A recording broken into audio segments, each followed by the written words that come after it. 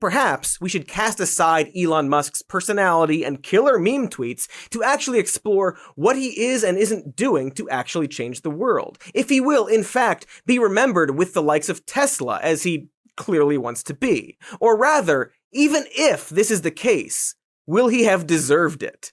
At least in terms of what he's done so far, good and or bad, and how he prioritizes which advancements need to happen in order to bring us into that Star Trek utopia that sci-fi imagines. Or more iconic, the movie Tomorrowland imagines, aka the second best movie about how dystopian media creates a self-fulfilling prophecy. And billionaires in general, who are also probably bad. Elon Musk is often bad, but not just because he tweets bad, even though his tweets are hilarious. It's not the point of this episode. Not the point. It's not the point. Dear Christ, get that away from me. It is amazing. I guess I'm saying that Elon Musk is bad in the way we talked about doomsaying in that movie.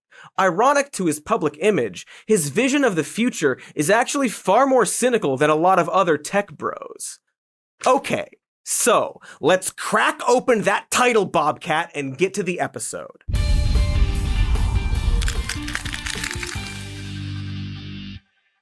Wow, not your best work, Bobcat. Go make another weird Bigfoot movie. But this is more or less the question, right? Putting aside his personality and sick memes, is Elon Musk helping the world? You see someone like Elon Musk, what the hell do you make of someone like that? What did he do? He made an electric car, which is basically impossible, and it works, which is basically impossible. Well, let's start with the most obvious accomplishments of Elon. He is, after all, the pioneer of commercial electric cars. If you don't count the Chrysler Tivan, Ford Ranger EV, GM EV1, Honda EV+, Nissan Ultra EV, and Toyota RAV4 EV that all came out in the 90s before getting discontinued. But, hey, he did have the first lithium-ion powered highway legal car, a $100,000 sports vehicle designed for rich wads. But not the first mass-produced and affordable highway legal electric. That's actually the Mitsubishi i-Me EV, which came out just a year after. So yeah, okay, not the pioneer, and a bunch of companies were already pursuing electric cars. So let's scratch that out. But he did found Tesla. Wait, no, he didn't do that. That was engineers Martin Eberhard and Mark Tarpenning. But he gave them money, and then they made him a founder, and helped design the aforementioned Roadster. And by help, I mean he suggested they use carbon fiber on the body panels, which is pretty neat, I think. To be fair, I'm probably being reductive about Musk's role within the company, and I'm sure he was an important part, and we should give him that. Probably. But also no? See, Musk himself only has his name on 3 patents. The first being the design for a car door, the second being the design for the body of a car, and the third and most interesting being the design for Tesla's charging port. Why that's interesting is, as this blog points out, it's not like such large cable ports didn't already exist. Also, his patent is just on the connecting point, and not the cable or really the tech, just the shape and locking mechanism of the charging port. Which, to speculate, seems like it might have to do with the fact that you can't charge any electric vehicle at a Tesla station, just Tesla cars, unless you find an adapter. And one of the things Musk definitely did early in Tesla production is push for as many charging stations as they could make, charging stations being one of the biggest missing components for America's switch to electric. Meaning that one of the reasons their cars sell so much is because their charging stations account for about 40% of the stations in the US. But hey, if you're nice, he might let your company use his charges in a low-key capacity. So yeah, potentially solar-powered charging stations that are free and available are very good. Electric cars are good. It's good that Elon Musk's company makes electric cars. But it's easy to imagine that Elon Musk is less concerned with switching America to electric cars so much as he wants to switch America to his electric cars, even if that screws over other, more affordable electric car companies. And that's still okay-ish. It's capitalism, and we love that, don't we, folks? But it also plays into a central theme that not enough people seem to understand about Elon Musk. That he is, in fact, a rich guy who wants to continue to be rich.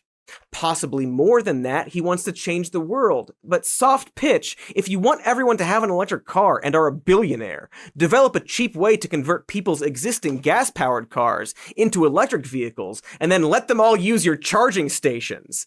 But essentially, he's just another CEO trying to dominate an industry, not your friend. Especially if you are, his employee. Specifically, an employee that wants to unionize, or God forbid, talk to the press. That's the story of a Tesla whistleblower who Elon Musk made a mission to destroy the life of by suing for $160 million before having his people call in a fake spree shooting threat in the employee's name. He then accused the reporter who covered the initial story of taking bribes for Tesla short sellers. He then continued to harass this reporter, setting an army of nerds on her before trying to get her fired based on absolutely no evidence, because cancel culture, am I right, folks? Because yeah, rich people gotta protect that money. Everything's memes and jokes until unions are mentioned. Like Amazon and many other tech companies, Tesla has been really good at squashing down anyone who even utters the word union. This includes, but isn't limited to, illegally firing Richard Ortiz for union organizing, as well as threatening to pull stock options of employees who followed along.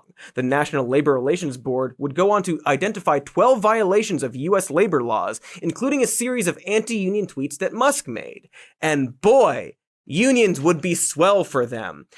Considering how in 2017 Tesla was reporting an extremely high number of injured employees who were at the time complaining about long work hours and hard physical labor. According to one employee, people would collapse on the line and others would be told to just start working around them. Because for all the cool tech futuristic promises, it's still just a factory, and you need to treat your factory workers like humans?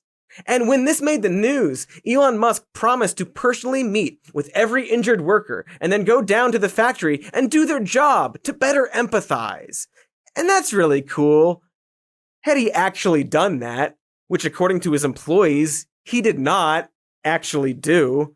Also, going down and performing someone's job for an hour doesn't actually give you an idea of what it's like to do it all day, and the way Musk treats his employees hasn't gotten better since then. In 2020, employees are still talking about long and grueling hours, not to mention how hard he went to war over keeping his factories open during the pandemic, resulting in hundreds of cases of COVID, which were unavoidable by his employees lest they be fired for not coming in.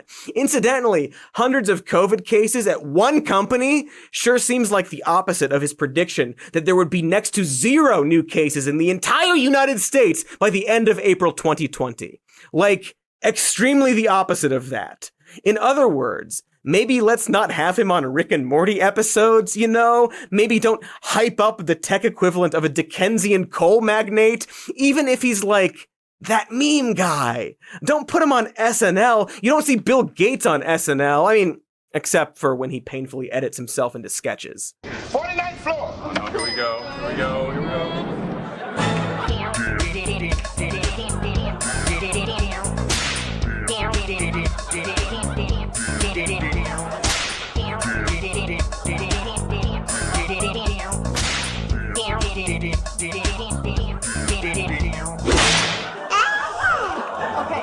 And Christmas pumpkins is his own thing. And the snowmen are part of it.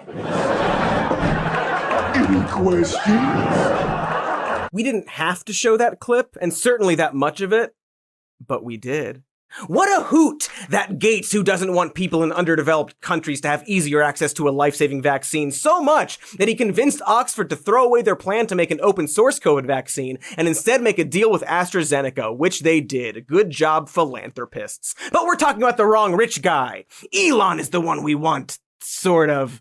They're all pretty bad. All part of a similar mentality, Elon and Gates and the Bez, ol' shiny Bez, and it can really be best summed up by very wealthy tech nerds who fantasize about getting us to a Star Trek future, except for the part where money doesn't exist and employees are treated with respect, because it's hard to actually be utopian-leaning when you own all the money.